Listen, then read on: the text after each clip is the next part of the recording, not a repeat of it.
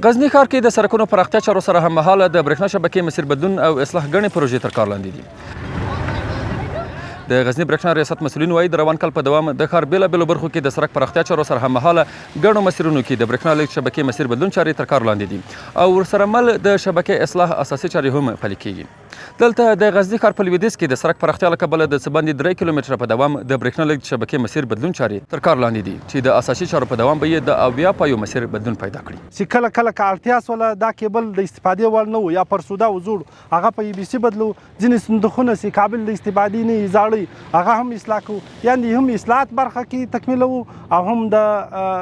مسیر چې تغییر سوله د هغو تغییر د پایو برخه. د مسؤلینو په خبره د پروژو چارو په بشپړوي کې د چارو سرعت د پام وړ لومړیتوب دی څو پیرودونکي د برېښنا انرژي له دوامداره پرچاوي سره مخ نشي. د ډبل سرکټ ده